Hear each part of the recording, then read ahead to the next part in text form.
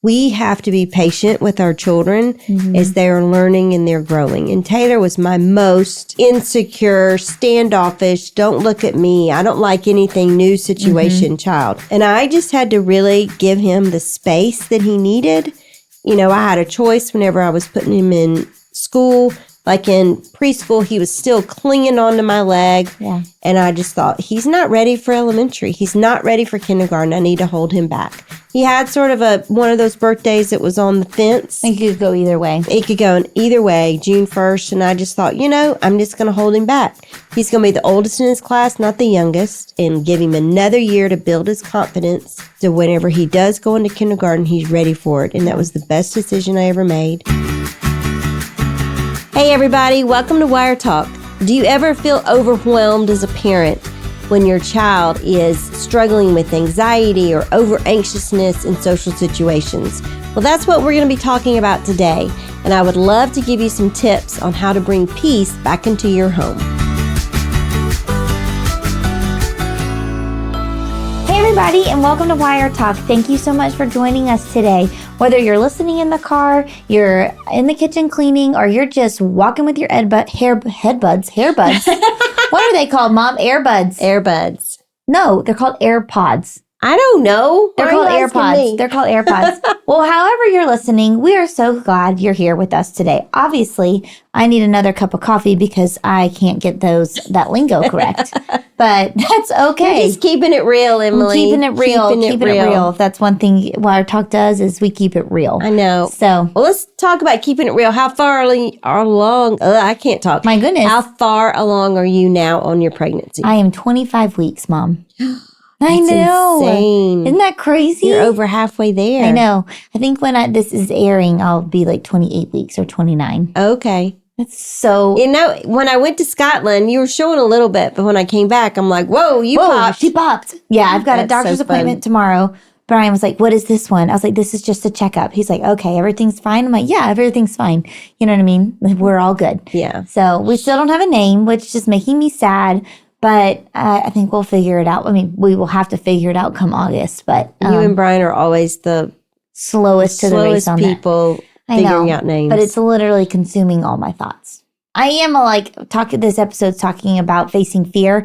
I am fearful. Like, what if we don't find a name for this child and it comes home with baby girl Karosik? Harper has a name and Grayson has a name, and they're great names. So, Yes, Brian is just a thinker and a processor. It just takes him a lot longer. Yes. But then but I'm also I'm an out loud processor. So I need to pick a name and say it for a long time before I commit it to it. You know what I mean? I'm not ready for a monogram yet. I just want to, You just want to start down that road. I mean, I know you've started down that road. Several times. Yeah. So, but anyways, we'll get there eventually. How are you, Mom? I'm good. We got back from our trip. It was great. I cannot believe this is the end of May. I know. It's crazy. I mean, today we as a family are going to be in Cancun. Yes. Doing our family vacation. This is the first time we've all been to Cancun together. It's going to be fun. Because we've all gone except for Taylor. And so now Taylor and Sarah and little Addie are going to be there. So super excited. It's going to be fun. There's going to be 20 of us all together. Yeah. So 16 in our crew. And then my sister and her family are going. So that's 20. So watch out, Weston. We're coming. We are coming for you, Cancun. We're going to have a good time. Yep. And we just celebrated Dad's birthday. Yes. May 25th. Yeah. And then Taylor's birthday is June 1st. I know. So it's going to be a fun week. I'm very excited. I know. I'm too. It's going to be fun. Speaking of June 1st, Taylor's birthday, June 1st, it's right as you click over that calendar, and he is the easiest birthday to forget. Yeah. He really is. It's terrible. I don't forget him. It's just I don't realize June is coming till it's on me. So because May is so crazy. So I've got to get Taylor's birthday present now, today. So I'll have it when I go to Cancun. You are usually very good about that, though. So, well, Mom, what are we talking about today? We are going to be talking about helping your kids face fear with confidence. Such a relevant and good topic. Out of your two kids, who would you say is confident and who would you say is not as confident? Or are they both confident? Or are they both not confident? Grayson is definitely more confident. He's hilarious. He just wakes up with a ray of sunshine coming out of his ears, and he's excited about life and everything that it has to offer. Harper is my blue and red. She is my processor. And she definitely is like, well, what happens if this happens? And what happens if this happens? So definitely have to have those big feelings conversations with her. Mm-hmm. Now, confidence-wise, Grayson is confident, but he does take some time to warm up sometimes. Yes. Just in like, he just wants to make sure I'm not leaving. Mm-hmm.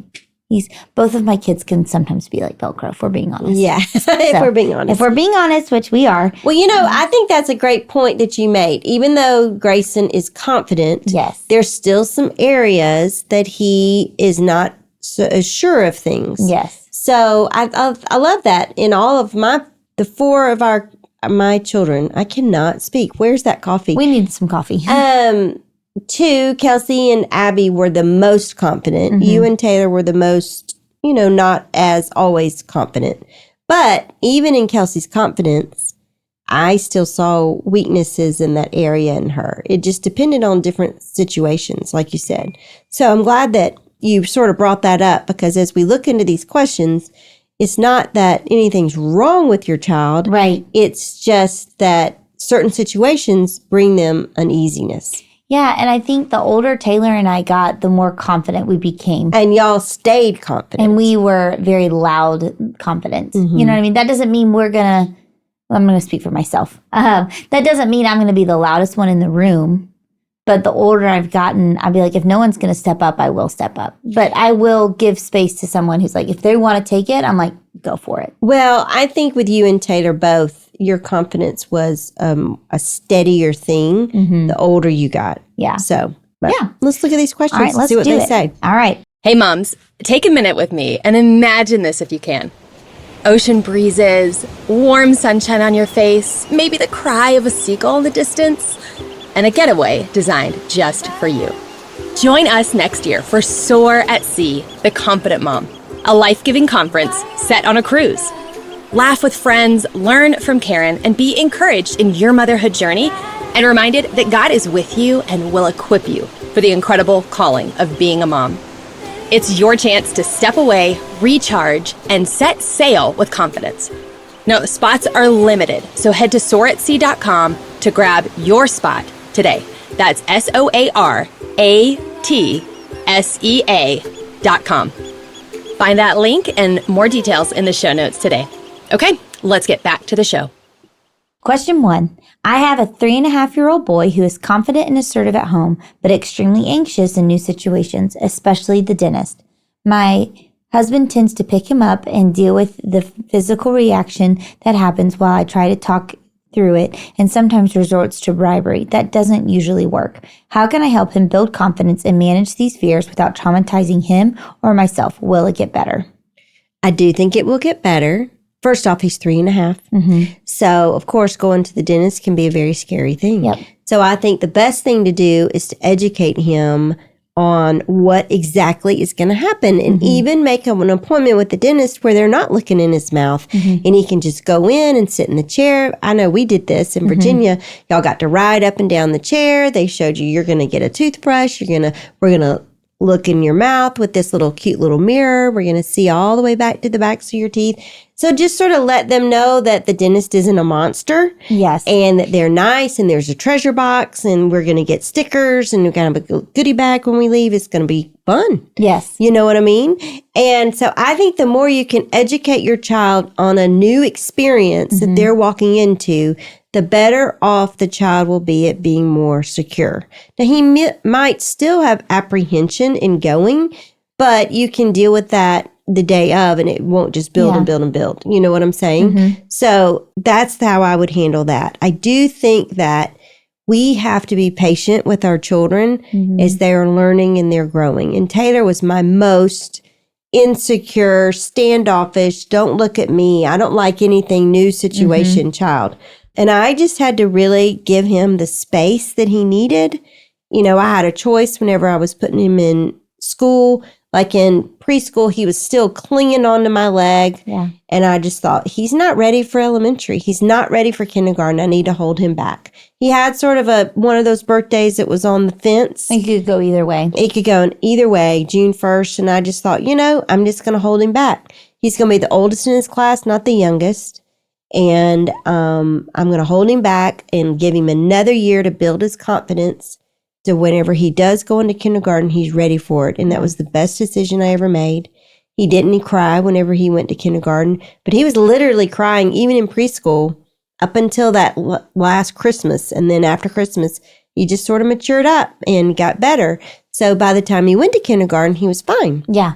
So I just think we have to be patient, and what works for one doesn't work for all, and just have to trial and error it. But the more you can let them know what they're walking into, I think the better off.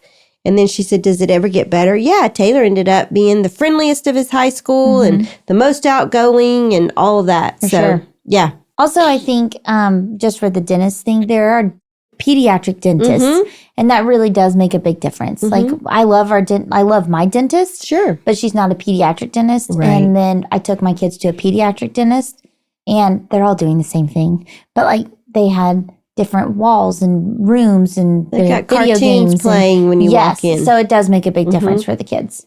So, all right, you ready? Yep, I'm ready. I just had to have a drink of water. No, it's not allowed. Question 2. My kindergartner is bubbly at home, but extremely shy at school and church, barely speaking, even when prompted. We're using reward charts, but progress is slow. Should I seek professional help, or is this something she'll likely outgrow with time? I would just ask the teacher, do you see this kind of behavior in the class? Do you think it's a problem?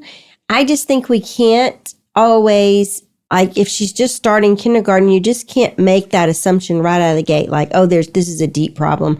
Yeah. I would talk to the teacher and say, how does she react in class? Does she respond, or does it take her a while to warm up? And then by after lunch, is she talking? Like, tell me what it is. And then I would just sort of go with what the teacher suggests. But I don't think it's fair to look at the way she is at home versus the way she's at school. Because when she's at home, she's 100% confident and feels safe and secure in that environment because it's her family, it's her home. So, but I would see what the teacher says. That's and a then good if idea. the teacher says, yeah, I can see this, she might need some extra therapy, then talk to your pediatrician. Yeah, smart. I think that's a great idea, Mom, pulling in the teacher alongside you. Absolutely. I always really felt like, teachers love children or they wouldn't be teaching. That's true.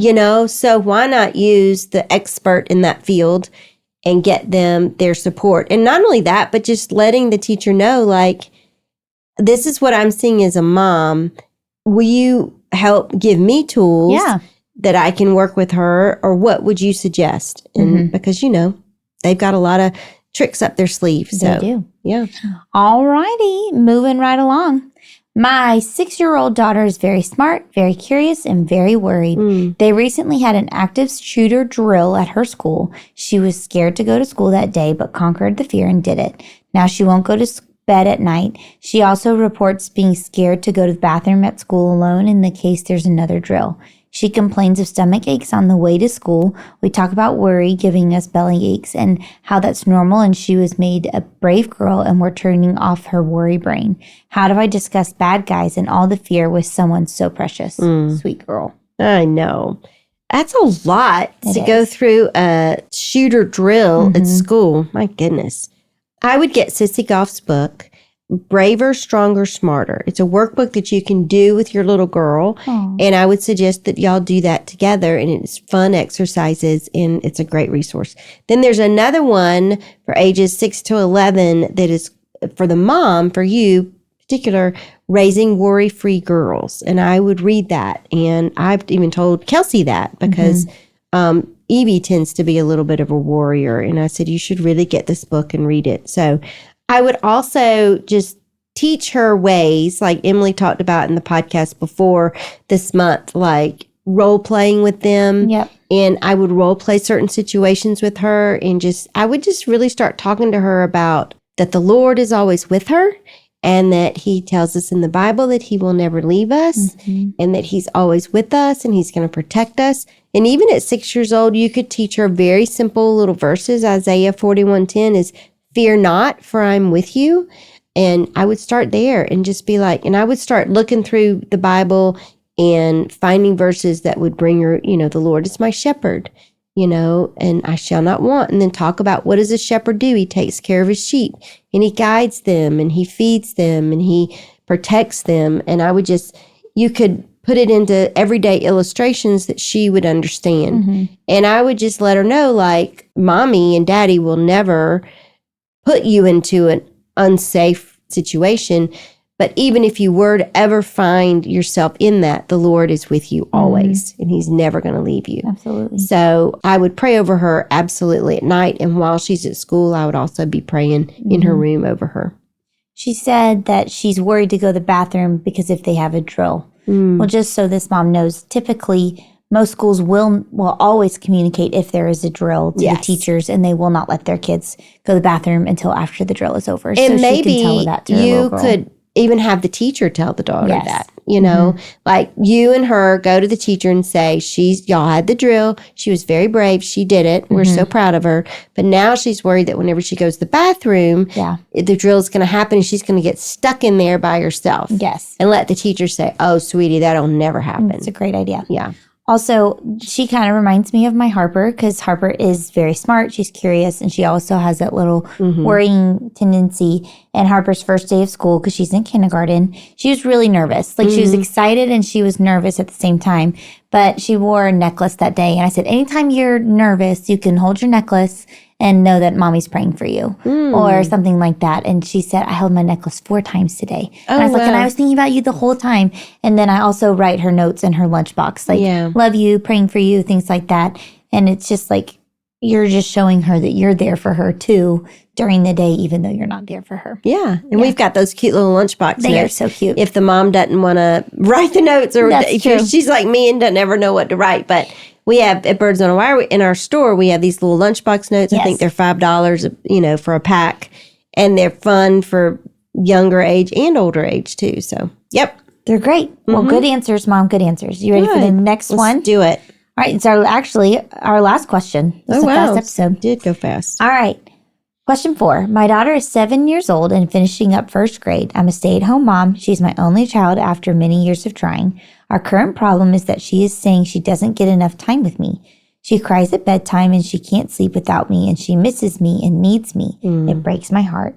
I will lay with her at bedtime and we will read, talk, etc. But then I try to leave, she loses it.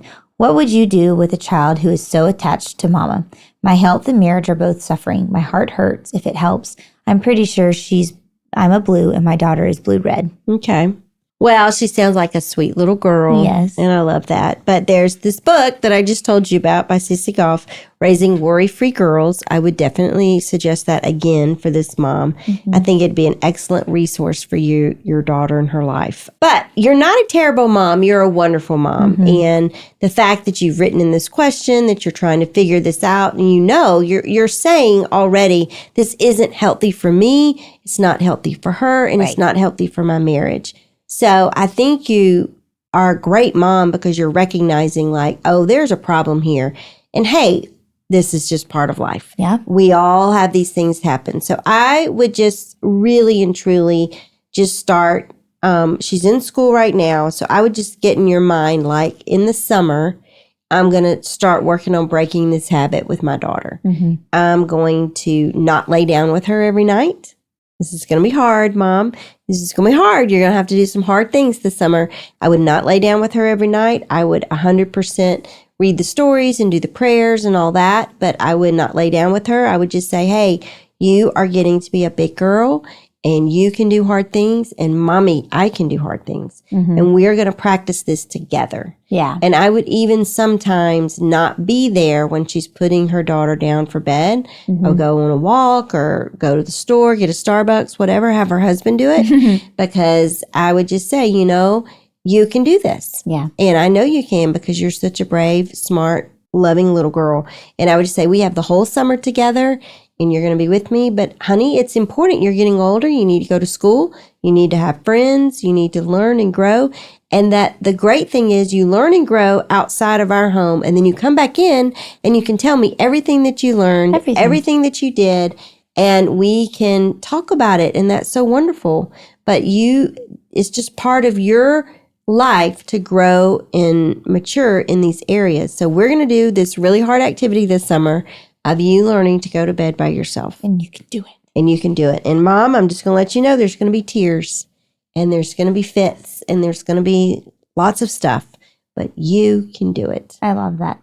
Now, I have a question. This is a very technical question. Do you have these conversations at bedtime or before bedtime? Oh, before bedtime. Okay. Smart. Before bedtime. Before the emotions are there. Yes. Yeah. Well, I mean, you've dealt with this with Yes. Harper not wanting you to leave the room. Give us a few tips.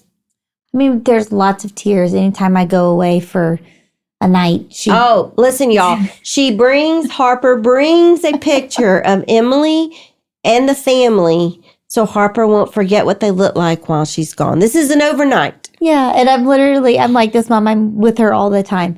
I just tell her, I say, Harper, I understand. I just say, I can't come back in here right now.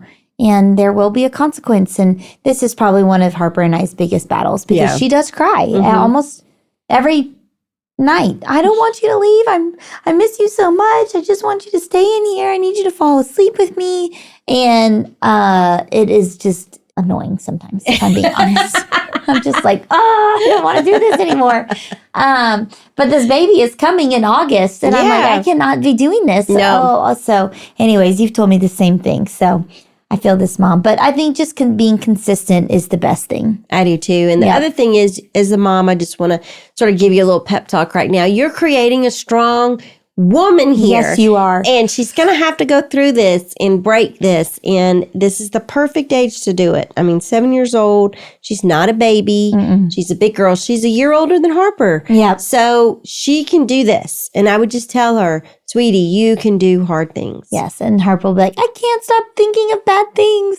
So I'll play Jesus Loves You on the Alexa, which always seems to help a little bit. Good. Little tips like that. And then sometimes, like, if I even have to go downstairs, she's like, just check on me when you come back upstairs. And I'm like, okay. But, like, she's like, wake me up really hard. And I'm like, Harper, I'm not going to wake you up if you're dead asleep to tell you that I'm back upstairs. So I just think you say be consistent really helps. And then also I tell Harper, like, you can read a book if you can't fall asleep yet. You know what I mean? But we need to stay in our bed. We don't need to get out of bed. Mommy's still here for you. Just things like that. Yeah. So, well, Mom, thank you so much for your answers. You're welcome. All the This moms was fun. that were listening today, thank you so much. I think Mom and I are going to go get a cup of coffee. Oh, I think we need it because we have one more interview for podcast today. Woo! And thank you so much for everyone who's just a consistent of Wire Talk, because I love being a part of Wire Talk because there's a lots of tough moments in motherhood, and I feel like we get to all walk through them together. And thank you, Mom, for pointing us to the Lord and also just kind of giving us little tidbits of good practical information and tips to get us through these amazing but sometimes hard moments of motherhood. Sometimes difficult, yeah. That's right. Well, thank you so much, and we will see you next week. Bye.